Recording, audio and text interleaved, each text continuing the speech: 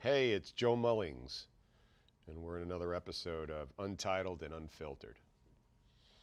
I promised my team I wasn't going to, actually, I dissed it. Last week they asked me, hey, are you going to cover something on the coronavirus? I said, no, I'm not going to cover the coronavirus. I can't get outside my swim lane.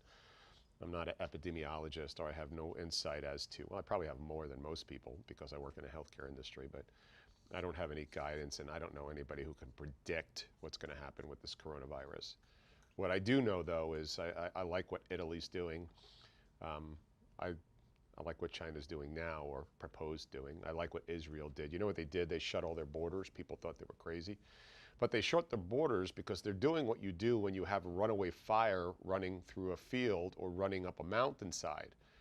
What you do is you have a deliberate burn, so you no longer give the fire any fuel to burn, and then you can at least demark it so it can't just keep running wild. And that's really, in essence, what those countries did. They were brave enough to do that, and it's highly likely they're going to come out of that a lot earlier.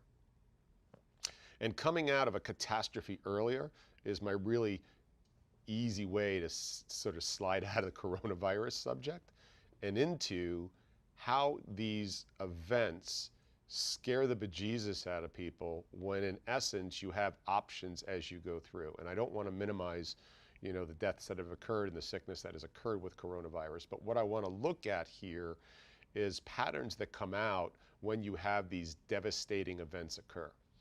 And I personally believe that this coronavirus is a savior to a bigger crash that we were going to have and we were due to have.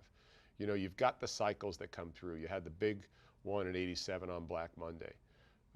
You had the big one in 2000. You had another one in 2008. Now, fundamentally, what was interesting about those is all of those, there were really underlying financial fundamentals that made everything go sideways. You had overinvestment in .com in 2000. You had the mortgage debacle and the other contributors there in 2008. But what we've got here now, and we've had a 13-year run for the most part on financial side of things. I mean, the market's done really well, and in general, all businesses have. And I think we were poised for an enormous crash beyond what we've seen before. And I think this coronavirus, in retrospect, although we might never find out because the crash is not going to occur in the way that it potentially did in the past, this coronavirus hit a pause button, but the fundamentals in general in our world are pretty solid. I think what it did was put a pause on this whole over-indexing towards China being this amazing power, and our economies around the world kowtowing to that market and putting their manufacturing there without thinking there was ever going to be sort of a call on it. I also think that we can't go all in on a market just because the numbers make sense. I think you've got to look at sort of spreading your risk out and look at opportunities to maybe pay a little more in either your costs or your time or not have the profits that you need at a certain point in time when you go all in. Because, I mean, a large part of this is because one of the largest economies in the world had a black swan show up, and it shared that black swan with the rest of the world. I mean, that's really what happened. And it wasn't financial fundamentals that drove this one. So as a business owner, as I look at these opportunities right now, what I would suggest you do is you start to double down on your activities, because there's going to be three categories that are going to go through this over the next, I think we're out of this in the next 90 to 120 days, meaning the panic is over. I think it stays with us until the end of summer. But I think over the next 90, 120 days, you're going to have one group of people who are just going to be frozen shit solid and be having that 1,000-yard stare and have no idea what to do, and are going to let the events determine what occurred to them. And they're just going to lay there and let it happen to them. because they're so fearful of doing anything, they stay frozen. And then in the middle category, you're going to have those people that are going to start to contract. Those people are just going to start to pull everything in. And I'm not saying that you shouldn't check your corners, check your 6, check your 9, check your 12. I'm not saying you shouldn't do that. But what I'm recommending is you don't contract too quickly, because this thing's going to come out, and it's going to come out with a suppressed economy and a suppressed sort of business opportunity that has not been sort of put on its heels because of the economic fundamentals were poor. And then you're going to have the individuals who are going to look at this as an amazing opportunity. And they're going to continue to do a few things. One is they're going to harden a target, because this is what we do as human beings. We don't know where we're going to get sniped from. And then when we get sniped from that sort of perch, we suddenly harden the target around that snipe. And that snipe was always there, but all of a sudden now we put all our resources and sometimes over-index towards that. Sort of like we did when those massive pieces of shit flew those planes into the Twin Towers. I think that we allowed that to absolutely freeze and over-index what is occurring in our country today in regards to loss of the freedom of movement in a lot of areas. But that's an example of just way over-indexing to what a handful of people did to cause a catastrophe. I don't want to underplay that. That was a very, very brutal, terrible thing to happen. What I am saying, though, is let's not over-index and harden a target on something like that in this situation again. You've got to check your 6, check your 9, like I said, check your 12. But what you've got to do also is look for the opportunities in the gaps here. So business opportunities are going to come out. Opportunities to hire people are going to come out that you might not have had access before. New markets are going to emerge. Just think about this. Start reverse engineering that. One of the businesses that I'm in is, I'm going to do it really simple. They sell medical equipment into hospitals. But what they also do is do something called clinical trials into hospitals. And now what hospitals have done right now is shut down any individuals that are not critical to mission to walk in and out of those doors, because the people in those hospitals are all compromised as it is, right? They're sick. And so therefore, we don't know who's a carrier, who's not, or what they're carrying has something on it or not. So we're shutting those down. I have other clients right now who have products that are allowing to have you a telepresence. So you can be in the OR, you can be in the hospital, you can be in the nurse's station. And think of it like a FaceTime, but in a technology that protects you and anonymizes your data, because we have something called electronic health records. And I'm getting a little deep here, but stay with me. But now I can guarantee you that, and oh, here, let me give you another example. Did you know that the Zoom servers are crashing like crazy over the last couple days because people are now conducting their business over Zoom, a video conferencing platform? And so I believe we're going to come out of this changed, and there's going to be tremendous business opportunities in here.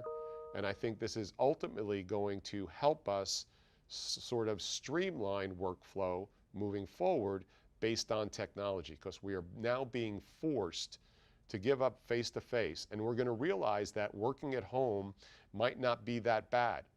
We're going to realize that telepresence may not be that bad, because it was forced to have us have that controlled burn, right, to keep that space between people so this thing was not transmitted any further.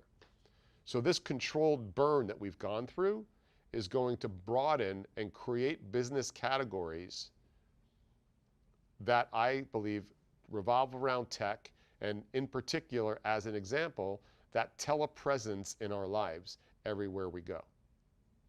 Look, the Purell is going to come back on the counters, and the mask's going to come back on the counters, and those were a blip. And you're going to get, you know, your stock pop on that on 3M and some of the others. But those aren't going to fundamentally change the way we behave. And I believe that we're going to see a major change in the use of technology on the telepresence side. So that's just a single example that I want you to look at when you go into these situations, when you go into these tough moments that you can decide to freeze, contract, or expand. I really want you to start looking at this. Pause for a second. Don't fall into the fear bucket, because all fear is false evidence appearing real. That's what fear is to you. You are never afraid when you're in the middle of so if you're in a car, if you've ever been in a car crash, let me give an example. If you've ever been in a car crash, in the crash yourself, you're never afraid because you're in the middle of the shitstorm. But if you're worried about crashing, you have fear about worrying about crashing. And invariably what we do is we whip ourselves up as humans and start to give ourselves a forward-looking story, and oftentimes that forward-looking story has a negative association with it, unless of course you bought a lottery ticket. Nobody buys a lottery ticket thinking they're going to fucking lose. But for the most part, we come up with this fear because we're already projecting out that something bad's going to happen, and then we freeze up on it. What if you lived your life without really ever allowing fear to get legs on it, or when you do feel the fear come on, you're able to short circuit that? There are people who live in fear for years at a time. And then there are people who live in fear for days at a time, like we're going through right now, and maybe weeks. And then there are people who live at fear in minutes. And then when you become really good at managing it and realizing it's nothing but a bullshit story you're telling yourself on something that hasn't happened yet you're projecting out an occurrence and an endpoint that does not have to be true. I got taught this by Tony Blauer decades ago about managing fear, because that false expectation appearing real, now the second that I get that little, and I don't even get it that much anymore, but that, because I always tell you I have a malfunctioning amygdala, and your amygdala is where you process and tell these stories of fear in your head. But once you realize you're sitting in that fear loop, you are able to shake yourself on the shoulder and go, wait a second, I'm not going to sit here because it's not serving me well, and I'm not going to make good decisions from here, because we rarely make good decisions from that fear loop. You need to get yourself out of that and reprocess that, and now put in that place an empowering movement.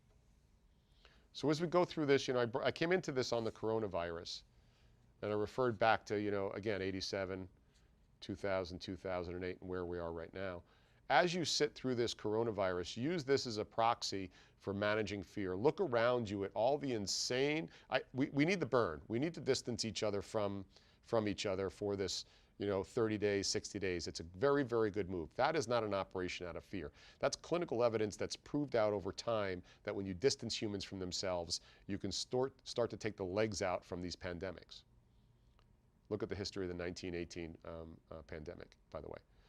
And so that's not fear. That's real good clinical evidence to make a decision on something. But all the other horse shit going on right now about how you can catch it, or how you keep your child out of it, or how you keep yourself out of it, is actually causing you to be that person who's got that 1,000-yard stare, or you freeze.